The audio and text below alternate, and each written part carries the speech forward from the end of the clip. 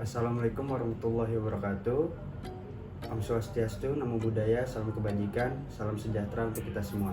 Perkenalkan, nama saya Izhar Fadliansyah dengan NPM 2035 1551 6001. Di sini saya akan mempresentasikan materi yang telah diberikan mata kuliah Inovasi dan Teknologi Administrasi. Materi pertama ada Good Governance. Konsep Good Governance, menurut Mardiasmo tahun 2004, Good Governance adalah suatu konsep pendekatan yang berorientasi pada pembangunan sektor publik oleh pemerintahan yang baik. Lebih lanjut, menurut Bank Dunia yang dikutip Solihin 2017, menyebut Good Governance adalah suatu konsep dalam penyelenggaraan manajemen, pembangunan yang solid dan bertanggung jawab. Sejalan dengan demokrasi dan pasar yang efisien, penghindaran salah alokasi investasi yang langka dan pencegahan korupsi baik secara politik maupun administratif. Menjalankan disiplin anggaran serta penciptaan legal framework bagi tumbuhnya aktivitas kewirausahaan. Prinsip-prinsip Good Governance.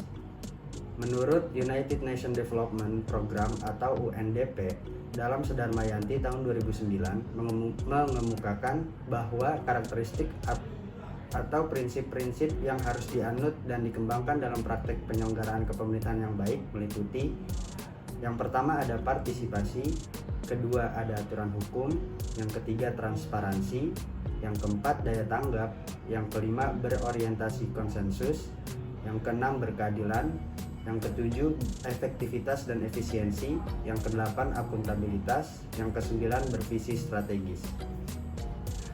Kemudian aktor Good Governance. Good Governance tidak lepas dari peran tiga aktor kunci, diantaranya adalah pertama pemerintah. Dalam Good Governance, pemerintah berperan menciptakan iklim politik dan hukum yang kondusif serta menyelenggarakan pelayanan publik berkualitas. Yang kedua ada swasta. Pihak swasta juga berkontribusi dalam Good Governance dengan menciptakan lapangan pekerjaan dan perputaran ekonomi yang sehat. Yang ketiga, masyarakat sipil. Masyarakat sipil berperan mendorong interaksi sosial, ekonomi, dan politik serta meningkatkan partisipasi masyarakat luas di dalamnya.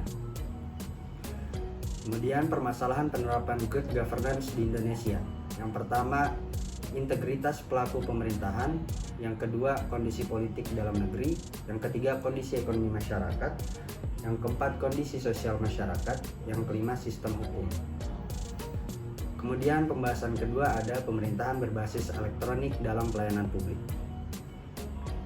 Tujuan sistem pemerintahan berbasis elektronik atau SPBE, tujuan dari diterapkannya itu adalah mewujudkan tata kelola pemerintahan yang bersih, efektif, transparan, akuntabel, berkualitas, dan terpercaya.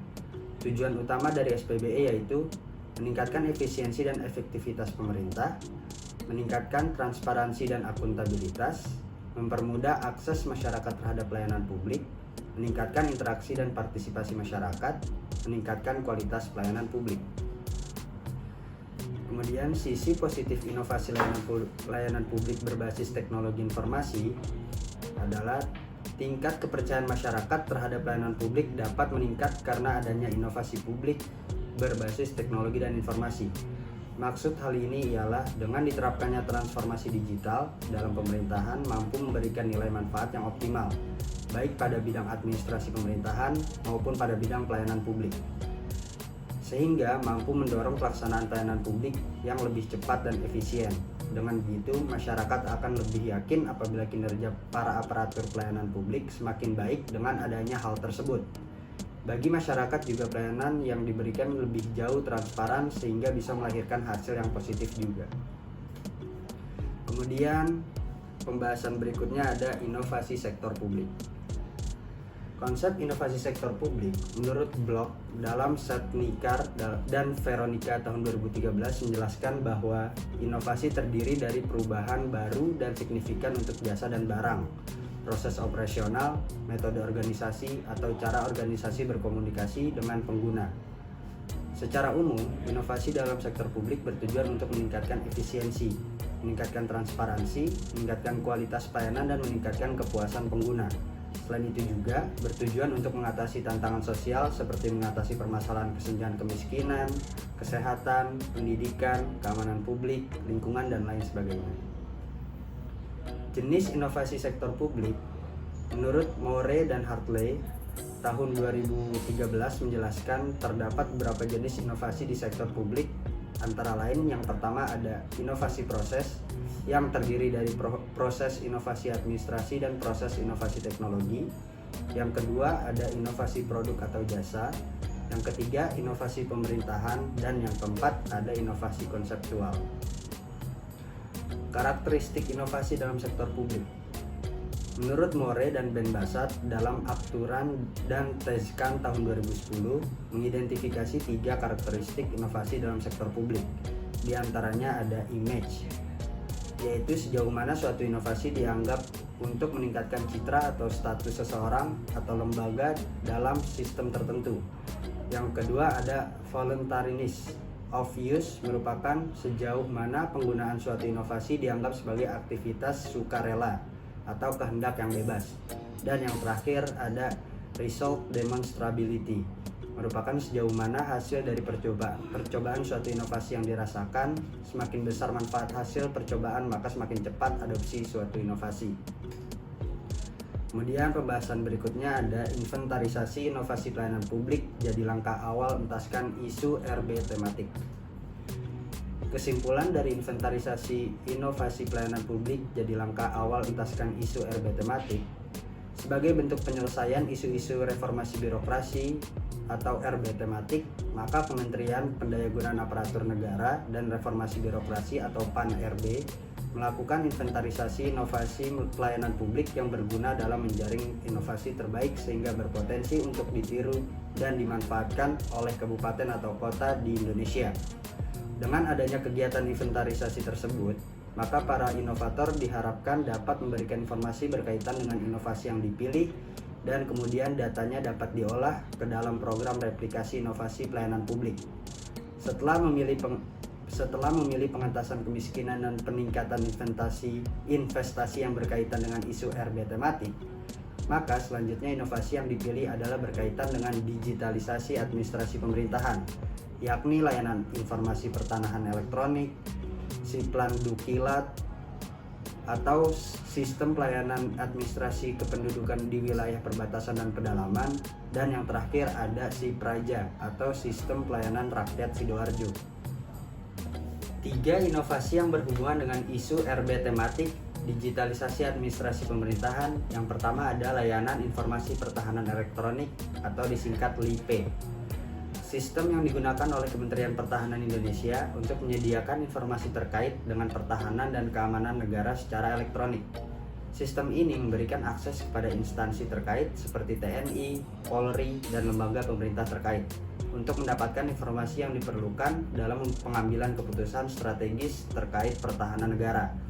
LIPE menyediakan data dan informasi tentang kekuatan militer, ancaman keamanan, rencana operasi, dan berbagai aspek pertahanan lainnya. Yang kedua ada Siplan Dukilat atau sistem pelayanan administrasi kependudukan di wilayah perbatasan dan pedalaman. Sistem pelayanan administrasi kependudukan yang dikembangkan untuk melayani penduduk di wilayah perbatasan dan pedalaman di Indonesia. Sistem ini bertujuan untuk mempermudah penduduk di wilayah terpencil dan sulit dijangkau untuk mengakses layanan administrasi kependudukan seperti pembuatan kartu identitas penduduk atau KTP, akta kelahiran, dan layanan kependudukan lainnya. Melalui Siplan Dukilat, penduduk di wilayah perbatasan dan pedalaman dapat mengajukan permohonan secara elektronik dan mendapatkan pelayanan administrasi kependudukan dengan lebih mudah. Yang ketiga ada Sipraja atau Sistem Pelayanan Rakyat Sidoarjo. Sistem pelayanan publik elektronik yang digunakan oleh pemerintah Kabupaten Sidoarjo, Jawa Timur, Indonesia. Sistem ini bertujuan untuk meningkatkan efisiensi dan aksesibilitas dalam pelayanan publik kepada masyarakat. Melalui Sipraja, masyarakat dapat mengakses berbagai layanan publik secara online, seperti pembuatan surat izin, pendaftaran kependudukan, pembayaran pajak, dan layanan lainnya. Sipraja memungkinkan masyarakat untuk mengajukan permohonan, melacak status permohonan, dan menerima layanan publik tanpa harus datang secara fisik ke kantor pemerintahan, sehingga mempermudah dan mempercepat proses pelayanan publik. Kemudian 3 inovasi lainnya yang beririsan dengan isu RB tematik prioritas Presiden. Yang pertama ada SIPUHH atau Sistem Informasi Penyuluhan dan Pemberdayaan Masyarakat Hutan atau SIPU. Sebuah inovasi dalam tata kelola kehutanan karena mengintegrasikan teknologi informasi dengan pengelolaan hutan dan partisipasi masyarakat. Melalui SIPU, informasi mengenai penyuluhan dan pemberdayaan masyarakat terkait kehutanan dapat dihimpun, dikelola, dan disebarkan secara efektif. Inovasi ini memanfaatkan teknologi untuk meningkatkan transparansi, koordinasi, dan partisipasi masyarakat dalam pengelolaan hutan, sehingga memperkuat upaya pemberdayaan masyarakat dan pengelolaan hutan yang berkelanjutan. Yang kedua ada peningkatkan ketahanan UMK dan PDN dengan toko daring. Inisiatif untuk meningkatkan ketahanan UMKM dan PDN melalui toko daring merupakan inovasi dengan menggabungkan konsep e-commerce dengan peningkatan ketahanan ekonomi lokal. Melalui toko daring, UMKM dapat memperluas jangkauan pasar mereka dan meningkatkan aksesibilitas produk secara online. Inovasi ini memberikan kesempatan bagi UMKM untuk bertahan dan berkembang dalam era digital, serta menciptakan peluang pekerjaan baru dalam pengelolaan platform toko daring. Dengan demikian, inovasi ini menggabungkan aspek teknologi dengan pemberdayaan UMKM dan pertumbuhan ekonomi daerah. Yang ketiga, ada Bendera Saskia atau Satu Bendera Satu Sasaran Kesehatan Ibu dan Anak. Program Bendera Saskia adalah inovasi yang berupaya meningkatkan kesehatan ibu dan anak di Indonesia. Dengan menggunakan bendera sebagai simbolisasi komitmen, inovasi ini menciptakan identitas yang mudah dikenali dan mendorong partisipasi aktif masyarakat dalam mencapai sasaran kesehatan ibu dan anak. Program ini melibatkan berbagai kegiatan dan kampanye untuk meningkatkan akses terhadap pelayanan kesehatan, pemahaman masyarakat, serta pemantauan kesehatan ibu dan anak. Dalam hal ini, inovasi ini menciptakan cara yang unik untuk meningkatkan kesadaran dan partisipasi masyarakat dalam menjaga kesehatan ibu dan anak. Demikian sekiranya presentasi yang dapat saya sampaikan, kurang lebihnya mohon maaf. Terima kasih untuk yang telah menonton.